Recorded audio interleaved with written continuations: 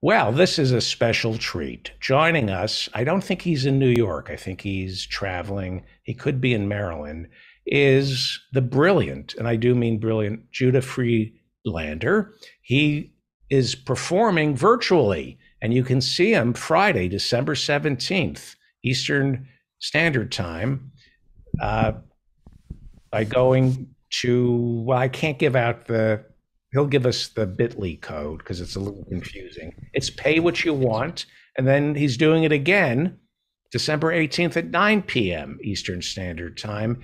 And you can check out his 84-minute stand-up performance film, America is the Greatest Country in the United States. It's streamed on Netflix. Please welcome the brilliant Judah Friedlander. Thank you.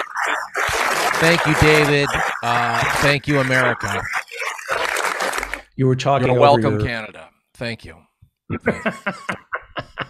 Well, I have to say, you have the best green screen ever. It's not a green screen. It's not a green screen.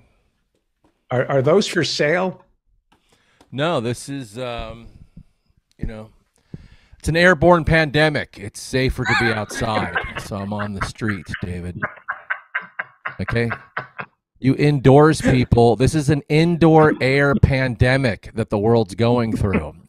If everyone would just ditch their homes and live outside, it would be over, okay? Well, I think that's Technology happening. created this. Technology created this pandemic. I think a lot of people are going to be forced to live the way you're suggesting. How are you? How you doing?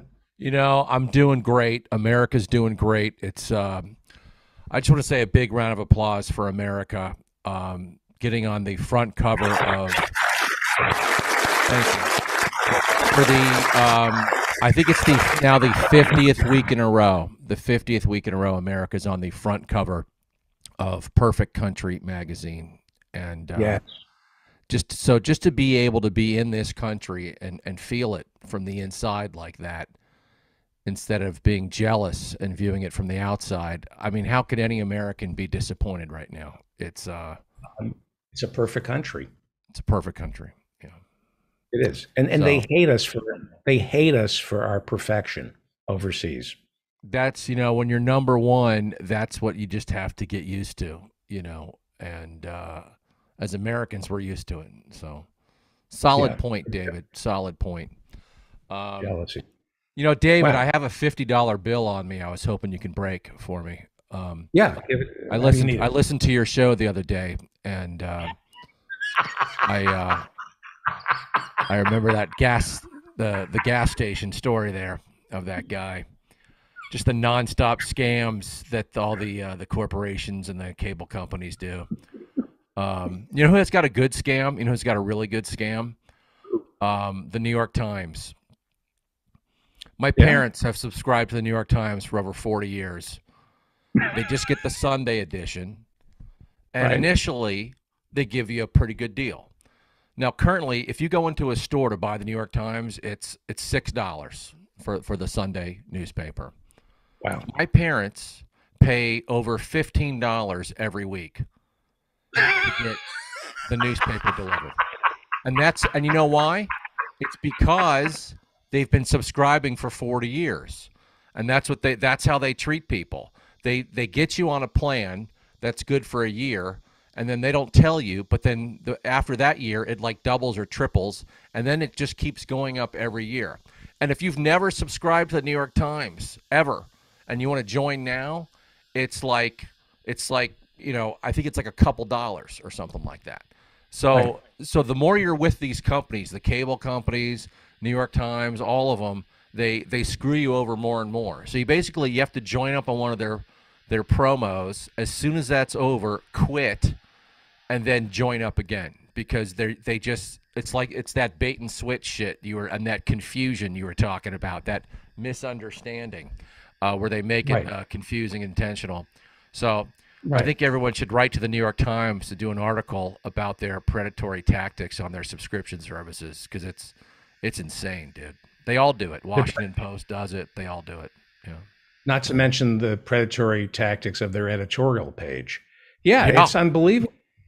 And your parents are of a generation, no doubt, that feels, it's the New York Times. They need the money. That there's a certain. Well, also the you know, I mean, the newspaper industry. I mean, I think there is truth to that. There are a lot of local newspapers who are suffering and going out of business, but then there are some that are probably thriving and they're ripping people off. Who it's like you said, unless you pay like full-time attention to every fucking bill that you have to pay, you're probably getting scammed. Yeah. AOL. I'm not making this up.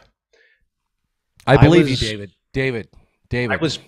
I believe you. All right, I'm lying. You got me. Jesus, you're good at this. David, I'm saying I don't think you're lying. I believe you, David.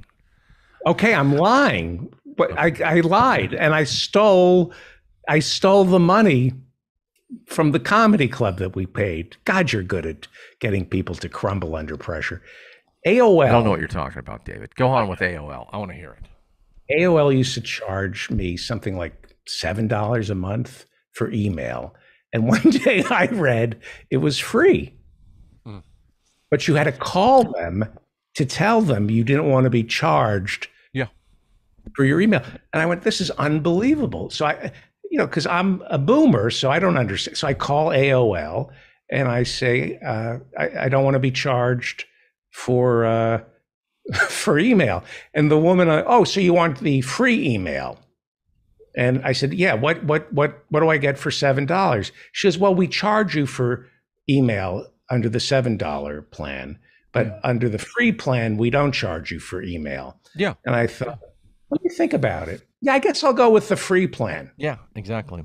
It's like a showbiz. Okay. It's like a showbiz question. When people ask me, they're like, hey, what's the difference between an agent and a manager? And I'm like, well, an agent takes 10% of your income and a manager also takes 10% of your income. and that's the difference. That's the difference. I thought a manager takes 15% and then becomes your business partner. A manager, if you're new to the business, takes 15%. If you've been in the business a little bit longer, a manager takes 10%. But I thought a manager can say, that's a great idea for a television show, Judah. I won't take a commission. I'll just take I'll take more in the profits from it than you will get. Well, see, managers like that, they often say, look, we don't just manage you as your career. We're managing really your whole person because we just care so much about you. And that's why we need to charge a higher commission. No, the biggest management companies in the country charge 10%. And often when they're not with one of the bigger companies, they charge more than that. Yeah. Right. But I don't have either one of those. So actually, I have one voiceover agent who's great and which I find to be such a rare thing. But I haven't had acting agents or managers or stand-up agents and managers in years just because of, all kinds of scams, if you will, for lack of a better term. So let's talk about what life was like for you before the pandemic and after the pandemic. What is it like for a comedian these days? Well, before the pandemic, I was still wearing an N95 every day, everywhere I went. So adjusting to the pandemic was really quite simple for me. I never really hung out with people much. There's been a lot of great things about the pandemic. Like, those people who stand too close to you when you're having a conversation? You don't have to put up with that shit anymore. Like, dude, just back the fuck up. You don't have to be polite. It's like, get the fuck out of my face. I can smell your breath. Fuck off. You don't have to do it anymore. So it's good. There's some good things. Wow. That's true. Wow. I'm just doing, like before the pandemic, when I'm in New York City, I'm like doing like usually at least 2 shows a night maybe 4 shows a night. Now, when I say shows, these are what they call city spots, which are like 15-minute long spots. So I'll usually do like 2 to 4 of those a night.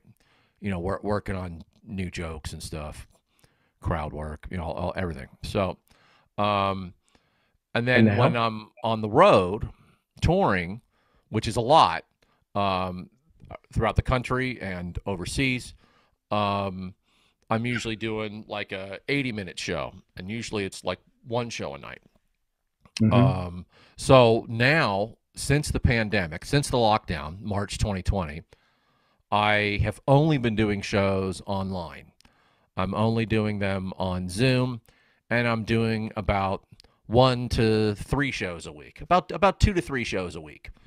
And I do about at least usually a 90-minute set on each show. And they work great, you know, because I have the audience. The audience, it's on Zoom. The audience has the option to keep their camera on and their mic on. So I do crowd work. I do new material, and so it's very cool. In a way, it's almost. How do people come see your Friday night show and your Saturday night show? Where do they go? Oh, just go to my website, judahfriedlander.com, or there's links to the shows on my Twitter and Instagram, which is at Judah World Champ. That's JUDAH World Champ. And my name is Judah, JUDAH, and then Friedlander, spelled like Friedlander, judahfriedlander.com. So now, aren't you running your own little scam that's up there with the New York Times and what you're charging? And I'm being serious here. You're a great comedian, and I want to see you live, but you've got a scam going with ticket prices. No, the tickets are, it's a $1 minimum donation, and it's pay what you want. I call it pay what you want because here's my opinion. If you don't want to pay more than 99 cents, you don't want to go to the show.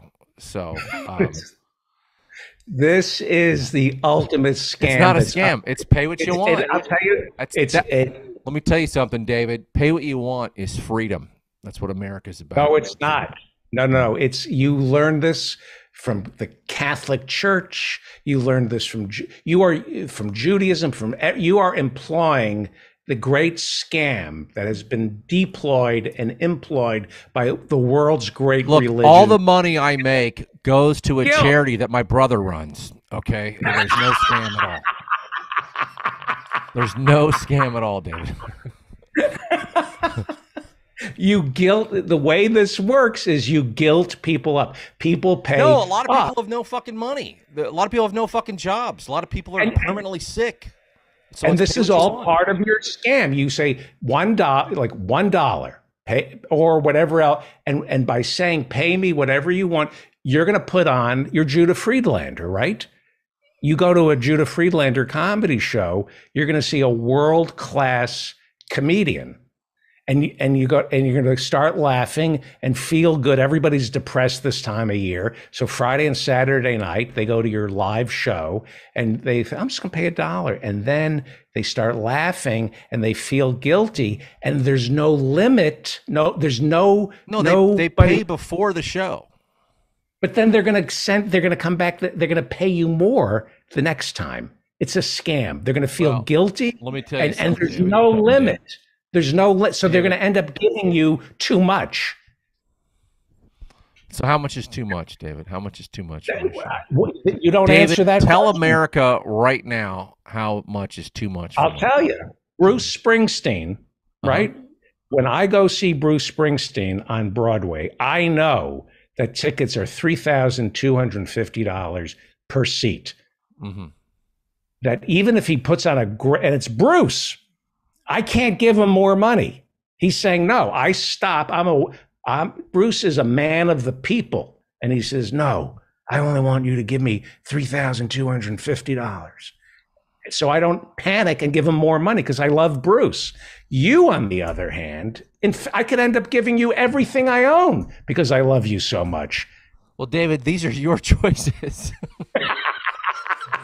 David, I really think you should come to one of my shows now. I mean, if you're going to give me everything you own, I think you should come to one of my shows. You know what? No, I think you should send me one of your Bruce Springsteen tickets, and I'll trade you that for a ticket to my show, and then I can Now, what scout do you that think? Bruce Springsteen ticket. What is Bruce Springsteen? Now, I'm from Jersey, I right? know. So I love Bruce Springsteen. Dude, you worked at a New Jersey gas station. Yes, I did. Yeah, that's like Proudly- a Springsteen song, and you got Yeah. scammed by a customer at a New Jersey gas station. I should write a song. But should Bruce Springsteen be charging thousands of dollars to see him on Broadway? Doesn't I mean, I don't know, David. I mean, some of the union stagehands, you know, it's very difficult to become a union stagehand. You know, if you're not originally from Ireland and relative of the head stagehand, I mean, how are you going to get that job? And then how are you going to pay for your house in Long Island? You know, I mean, I don't know these things. No, I'm good with, yes, I think that's too much for a fucking ticket. Yes. yeah.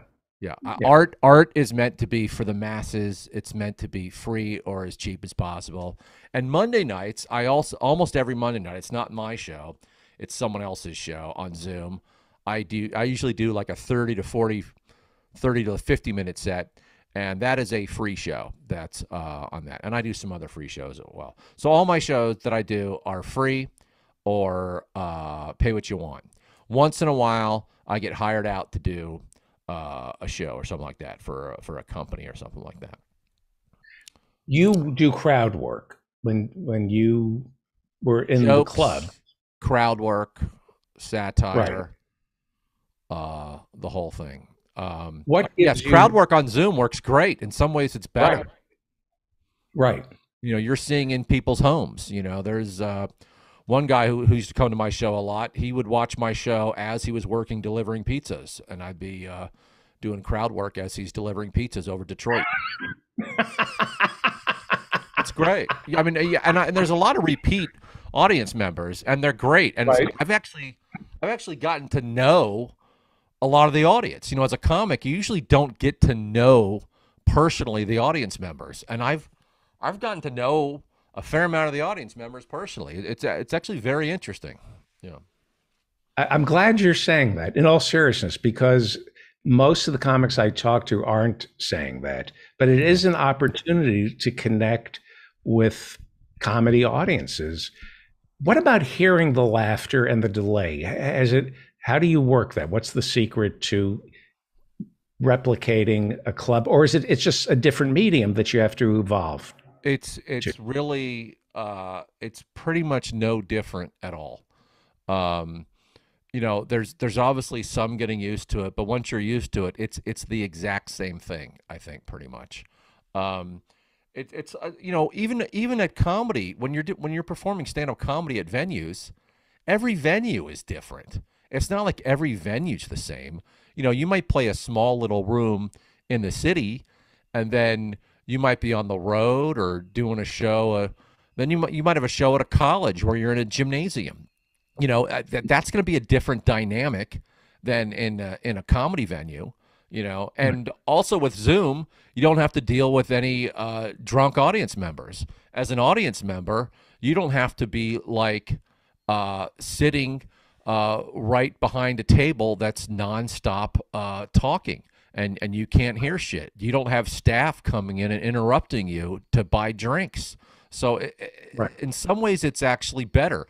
Now, there is like the delay is something like you get used to. I mean, we're on Zoom right now, and I think we're communicating okay. You get used to it. It's like if you're on the phone, you know, that'd be like saying, "Oh, I can't talk to you." Like before phones were invented. That'd be like saying, "Oh no, I can't call you on the phone. There's that weird delay and it sounds different. Let's meet in person. Let's take a horse for 5 hours and meet in person, so we can talk for 30 seconds." Like you get used to the shit. It's like normal, you know. Right. So we do research on our guests. You're a big Look, star. David, I know, David, you're a guy who does his own research. You're a critical thinker. I get it. I do my own research. That's why I haven't taken the vaccine yet. I know. That's what I'm trying to say. I respect that. You do your own research. So please. By the ahead. way, Yes. I've gotten the vaccine. I know you have. I know you have, David. But according to our records, you have never bombed on stage. This is true. You are the only comic in recorded history never to have had a bad set. How is that? How is that possible that you are batting 1,000? This is something scientists have been trying to figure out for years, David. And, the great scientists from the Friars Club in New York City are trying to figure this out, and they just don't know. They don't know. And you don't know. You can't explain. I don't know. It. I try to lead a very diverse life. I'm currently teaching a poetry class part-time at the Carlisle Group, and that's been very beneficial. I teach yoga to dictators. I used to do that in the 90s. You just have to expand your horizons, David, and once you do that, it's just more stuff that you just take in and absorb, and right. It's called stage legs. It's called stage legs, I believe, is one of the terms. But do you get nervous? Like, I've never bombed, so tonight must be the night. Like, I would think under a high pressure gig, you'd think, okay, this is the night I bomb. The odds are against me. I have to bomb eventually. Or do you it's not even a factor. It's not even factored in. David, that was one of the biggest windows to a loser mentality I've ever heard, what you just said. No, it doesn't happen, David. Okay. How can I be I'm a nervous. champion? I get nervous off stage. Like regular life, I'm terrified. Doing stand-up, I'm relaxed. Regular life terrifies me. On stage, like if people say, like if I have a lot of anxiety, I'm like, I'm going to try to do as many shows as I can tonight so I can relax. But yeah, so I find the on stage stuff, that's So do you bring, since real life is not as pleasant as stand-up, do you bring stand-up to real life? That's a great question. And I think that's something I'm trying to do is be, I guess, attitude-wise or psychologically wise, more like I. For example, could I open for you in real life? Like, just we could walk around when you're back in New York. We'll go for. Well, I'm only doing shows on Zoom right now. There's a pandemic. No, I'm talking about in real life. I'm talking about real life. I'm not talking about stand-up. I'm talking about bringing stand-up into real life. I'm still laying low. I'm not hanging out with people, David. I'm being responsible. I see. Do you want to take some questions from our audience? David, one of these days, yes. But right now I'm still laying low. There's a pandemic going on. But I would open for you in real life. Like, we'd go to a party and there'd be a group of people we wanted to talk to, and I'd be your opening act. So the two of us would walk over to this group of people, and hey, how you doing? Where are you from? David, you just said you and I are going to hang out, go into a party where there's people I want to talk to. This is not reality, David. I don't think I've ever been in a situation where I'm like, oh, look, a big party with lots of people I want to talk to. But you've been forced into those situations. True. That's why I always thought Cheers. I always thought Cheers was the worst television show ever made. Just because of that theme song. Don't you want to go where everyone knows your name? I'm like, no, that's exactly where I don't want to be. At a bar where everyone knows me. Who wants that? Well, we have some questions from our audience. Joe, I love your audience, and I look forward to their questions, David. Okay. And if you have a question, raise your hand. We'll take questions as well. The Q&A, Joe in Norway. Norway, Judah, great country. I did shows January 2020. I did a few shows in Norway. I did 2 shows in Bergen, Norway. Maybe the prettiest city I've ever been to. And I did 1 show in Oslo. Yeah.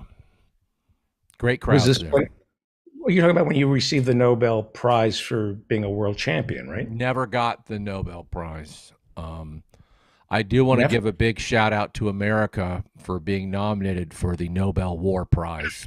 So I'm a little offended that we were just nominated for the. I mean, I think that should just be given. I don't think there needs to be a nomination process for the Nobel War Prize. But the Nobel War Prize. No, but I did shows in Norway, January 2020. I did a few shows there, and it was great. Yeah. So what's the question from Norway? Well, my first question about Norway before we get to Joe in Norway is, they all speak English or you speak Norwegian? They speak better English than Americans, and they speak much better English than the English. Their English is great. Just don't get a burrito in Norway. That's all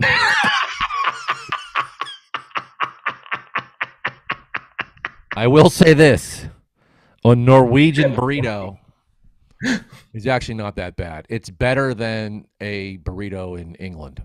A lot better, actually. Still a little. How much traveling around the world have you done? A fair amount. Yeah, I actually like performing overseas often. I think overseas they see the problematic parts of America much more than America does. Right. Right. So I there, and also now some of that I think is just due to the kind of the nonstop propaganda that is in America about America, and so much of it, it's not just Fox News, it's not just the right, it's everywhere. And on different kinds of propaganda. It's not all the same style of propaganda, but it's ingrained in the U.S. society, and so people outside have a different perspective on America. Now, sometimes they may not see their own problems. It's always harder to see problems when you're in the problem. It's if you're outside, it's easier to see it. But also, I think other countries and like Europe, America, we are far away from a lot of the rest of the world. We're first of all, just being a country our physical size, we're not that close to a lot of other countries. Much of America is not close to other countries, and at a continent like Europe, you're always close to another country, because it's a lot of smallish countries. And when you go to another country, it's like being in another country. Yeah. If you live in Germany and you go to France, it's, I'm in a different country. They speak a different language, and they're kind of different. The way that they think differently than. Yeah, that's a good question. Some countries are similar and some are quite a bit different.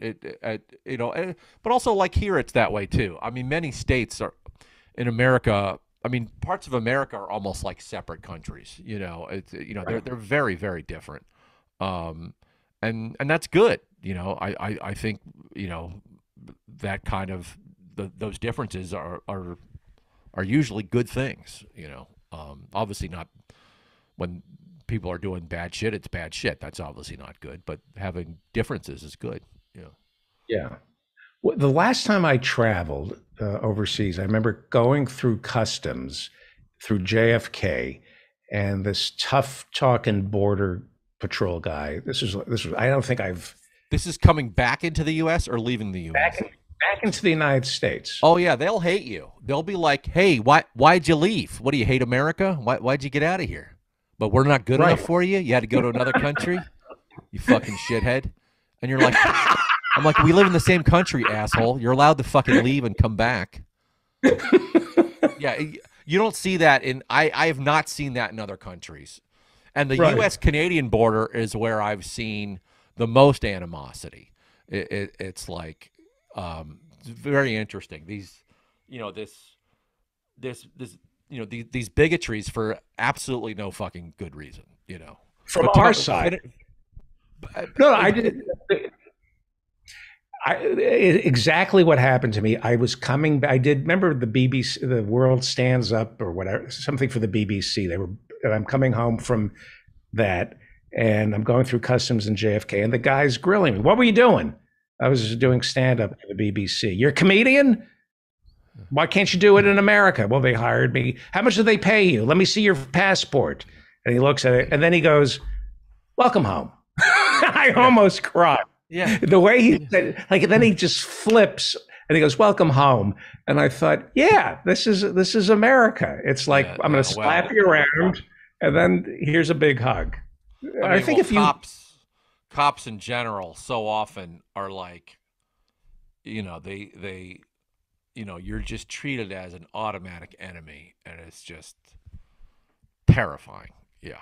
Right. So. Right. Yeah. Yeah. What do you like about America? Because to me, America's like the Democratic Party. I'm an American and I'm a Democrat. People say, "Why are you still a Democrat?" I say, I'm not changing. The Democratic Party is going to change. I'm not leaving this country. You're leaving this country. If you don't know how to behave, if you don't have the right values, get out of my country, get out of my party. I'm not leaving. I still think there are good people here. Not many, and I have yet to meet one, but I still think that they're good. What makes you optimistic about this shithole we call America? Well, Oh, there you go again, getting patriotic. Well, I do have a lot of optimism about my pessimism, and that I do have. But America, it's interesting. You know, America is a very interesting country, and I always tell people, say what you want, love it, hate it. You got to admit, it's an exciting country. Never a dull moment in America. Might be terrifying, might be awful, always exciting, you know? Yes. You know, we're kind of like Brazil, or as I call it, the America of South America. Big, exciting, and pretty fucked up. So it's you know, it has an excitement level, America. I don't know all the reasons, but it does. And like I said, some of it's great, some of it's whatever, and some of it's terrifying. But it is exciting. You know, there's a lot of I guess there's a lot of ambition in America, you can say, and a lot of that ambition is probably has evil intent, and some of it does not. But it is exciting. You know. I used to have a boss who loved me, and I loved him. I thought I loved him. And he used to say to me, "It's a scam. The reason I'm rich and you're not is this is all a scam. And it's just a confidence game. Just convince people that you know what you're doing and then take their money." And I watched him do it. And he would say, "People think I'm a lot smarter than I really am. I'm an idiot. It's just confidence. And all I want is their money." He said, "You're chasing the wrong thing. He said, all America has to offer is money. And if you speak that language, that's the language. If you speak that language, you'll be fine here. If you're speaking another language like authenticity and creativity, and artistic expression," and I'm thinking, yeah, I could get rid of that for money. I don't like, but with show business, I mean, that's always been, as far as being, you know, successful when it comes to money or recognition. In show business, yeah, authenticity is exactly what show business does not want. They want fake authentic. You know, Hollywood is a city of illusions. So if you give Right. something real, they will be terrified because then you might reveal something real about them that they do not want revealed. So they Right. want the illusion of authenticity and actually not. And I think, unfortunately, so many people are that way also. I think people, unfortunately, prefer lies over the truth. Most Yes. people, even people who say they prefer the truth, they prefer lies, unfortunately. Isn't lying just good manners? That's perfectly said. Perfectly said. You know? Isn't that just being polite and Yeah. I mean, civil this is one of the and not biggest lies ever. Hey, you look great today. That's a big lie that goes on. You've had it done to you, you've done it to other people, you know? right? Great It's to good to see you. see. Great to see you. Yeah. Another big Yeah. lie in America. Um, Yeah. so yeah, Yeah. I think, so yeah, being in, they talk about the era, post truth era, it's like, when were we in a truth era? When was it? Come on. I mean, seriously, when was it? When was the truth in this country? I don't know. Um, I like to think World War II, perhaps. mhm. That was Maybe. a war where America fought for freedom with a segregated army, if I'm correct. Um, Yes. yeah. Yes.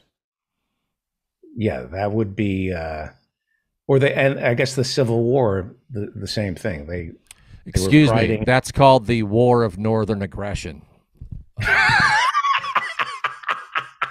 in the South, that's what it.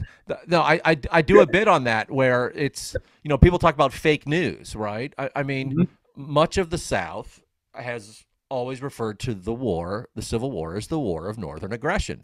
So it's this whole thing about with fake news being this new thing in the last 5 years or 6 years or whatever. It's like Right. it's always been that way. Look at the name of Right. our country, the United States of America. I mean, that's fake news. That's scam shit right there. Right. It's like when was the country united exactly? At what point? When was that? 9/11. Nine That was a eleven. great.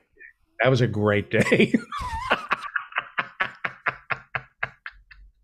Remember that we were all in it together for one I was one going to day. It felt say great. 1980 U.S. hockey team. That's what I was going to say. But no, Yeah. it's and of course I'm joking even saying that. But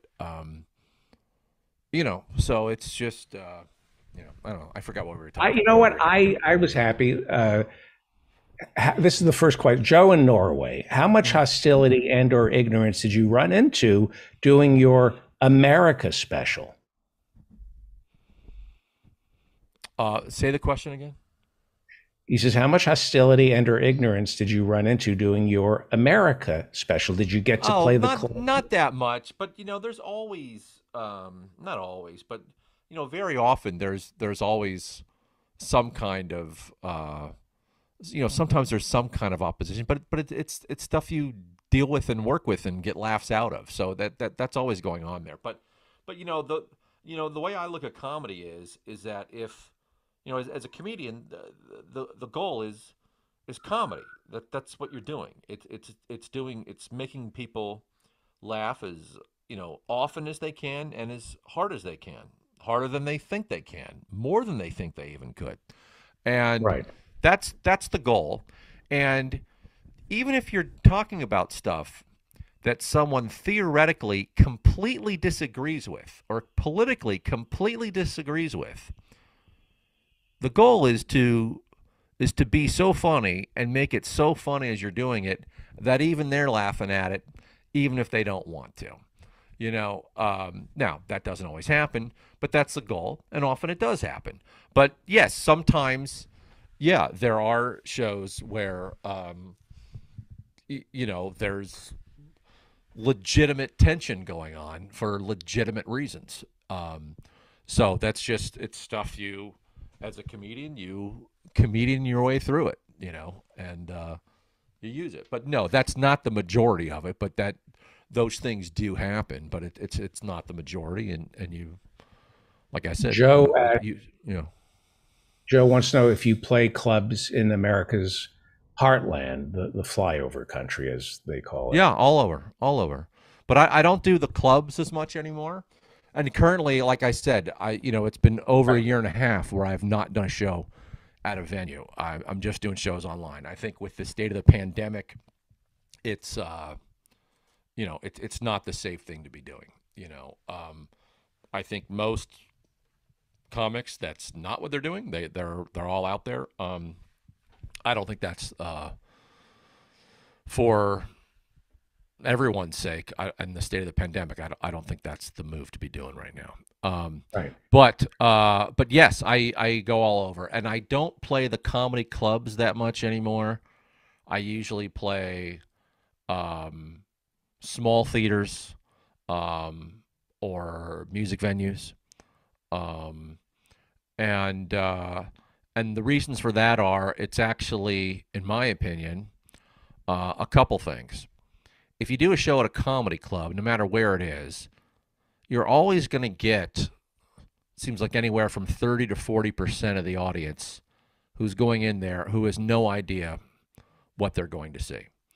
Right. And whereas if you do a show that's just for one night, as opposed to, let's say, a whole weekend of shows at a comedy club, you just do a show for one night at a non-comedy club, just about 100% of the people going there are just going there to see you. Right. So it creates a better, I think, experience for everyone. Also, at those venues, they generally do not have a drink or food minimum. So if the ticket is $20, the show costs you $20. It doesn't cost you $80. And another thing that those venues don't do, they don't make the audience pay for the show during the show. At comedy clubs, they have something called the check spot or the check drop, where, and also at comedy clubs, they usually have this formula where there's a host who goes on, usually anywhere from 10 to 15 minutes, then a feature act who does anywhere from 20 to 35 minutes, depending on the venue. And then there's the headliner who does anywhere from 45 minutes to 60 minutes, depending on what the club wants you to do.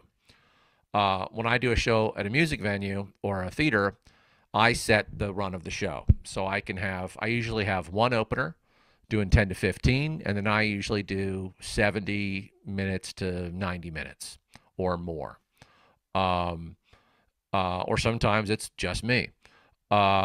And then the audience pays for the show before the show starts. It's like, when people go to the movies, you pay at the beginning, before the movie starts. When you go to a restaurant, you pay after you've finished eating. Comedy clubs make you pay right in the middle of the fucking show while you're trying to watch the show. It is so fucking stupid. And I fought it for years. Like about 10 years ago, I had a petition going out to try to get comedians to come together on an issue that would actually just directly benefit them, which would be, so usually there's a moment on stage. It's usually when the headliner's on stage, and usually about 20 to 30 minutes into their act, the entire club, the staff will come out and give everyone the bill, and then make them pay that bill in the dark while the show's going on. And I'd say 97, 98% of the clubs in the country, that's how they do it. Which is why? Why? So it's like it's anywhere from 20 to 30 minutes of just nonstop fucking commotion during a show. It fucks the show. I think there's several reasons for why they do it. And they can all be easily corrected, but it shows you how, and this is not exclusive to comedy clubs. you can look at the pandemic. You know, there's an airborne virus out there, and look how many people, and I'm including even all the way up to the CDC, hardly want to do anything to change people's way of lifestyle. You know, they just want to, you know, just keep back to normal, keep doing the same thing. I was like I thought one thing that would go away during the pandemic or just go away forever would be buffets. Like buffets, or that'd be one thing people can agree on, or that's fucking done. We're not doing buffets anymore. But Right. buffets, they're still open. Buffets are open. It's and I'm not just talking the you know, your pretty inexpensive buffets. I'm talking your, you know, I was just talking to someone who's flying first class, and they're in a first class lounge, and they have the buffet going. So it's just that's, I mean, that you think that'd be one thing that people would be like, all right, let's cut this out. So I think with the comedy clubs, it's one of those things where one comedy club chain was doing it, and then when a new one starts, they just copy the format they've been doing. Initially, I think it was done because of fear of people walking out and not paying their bill. That's a legitimate fear. But a way that can be done is you hire a security person to stand at the door, and no one can leave until they show proof of payment. But I think many venues don't want to pay someone to do that. But you can actually have the show go on uninterrupted. And I think the clubs would actually sell more drinks, because instead of having to stop selling drinks, you know, 30 minutes before the show ends, you could sell more drinks and actually make more money. But, you know, but anyways, so I'm not going to get into that. You're actually, that is the most, and seriously, it is the most cogent explanation of why most comedians who are good walk into a comedy club and say, I don't want to do this. Oh, interesting. Yeah. No, I love Yeah, comedy clubs. I mean, I love comedy clubs. I actually, you know, like in New York City, like, I mean, I like doing theaters and music venues too, and I love doing those. So like where there's no staff serving drinks or food. It's great. Everyone's paying attention. But you know what? I also like a venue where they are serving drinks and food. I like that kind of chaos. I enjoy that as well. Now, it is it makes me interruptive better. sometimes? Yeah, sometimes it sucks, but there is an art to doing that well. And there are some venues that there is a skill and an art to serving drinks and food without fucking up a show. And some venues do it great. And sometimes it actually, I actually like it. Yeah. And sometimes I hate it. It depends. Yeah. We have to wrap it up. Wow. The Okay. It's a gym. Working a club in the city is a gym. I You never looked build at it that way. A lot of comics have that analogy. I never looked at it that way. bathhouse. No, Oh, no, I look at every show as a show. I don't look at any show as practice. I don't look at it as working out. Every show is a show. That's how I look at it. Yeah. But but yes, it, but I it, understand that philosophy. I just don't use those words. Yeah. right. If a certain joke works under tough conditions, then you know it's going to kill in a theater. Yes. Yeah. Yeah. Yeah. Same with doing shows on Zoom. If you're doing great on Zoom at a venue, it's going to do even better. Yeah. Right. Right. Hey, will you come back more often? If you would say it in a non-desperate tone, I would consider it. Hey, if It's I a could little fit you different. into our, I mean, if my schedule, lines I up didn't with say turn yours. into a total asshole with it, David. Oh, okay. Just ask So just nicely. Just ask uh, nicely would and you casually. come? Hey, man, I was thinking if you're not doing anything next week, pop on in. It would be great to see you. No big deal. You Okay, I know. wasn't expecting anything that creepy, but I'm gonna say yes anyways. Go to Judah That was Friedlander. terrifying, David. I know. No, thanks. Yeah, I'd love to come back. Yeah, let me know. And Love thanks that. for doing your Hello show. to your Thanks for brother. doing I your owe show. you. I think you do a lot of great stuff on your Uh, show. And so, Thank so thank you, not just for having me on the show, but for doing your show. I think you're doing Wow. very good stuff on your show. So thank you, and thanks to everyone listening and watching. And yes, I do my own shows, not podcasts, but live stream stand-up shows every week. Go to my Instagram or Twitter at Judah World Champ, or my website, judahfriedlander.com, for info on that. Fantastic. And I do daytime shows so that in the Middle East and Europe, it's nighttime for them. I do those too. So just everything is over at judahfriedlander.com. Yeah, or Twitter and Instagram. No. Fantastic. Thank you. Say hello to your brother for me. Will do, David. Thank you, and hope all is well with you. And stay safe, everyone. Stay sexy. See you soon, winners. Bye-bye.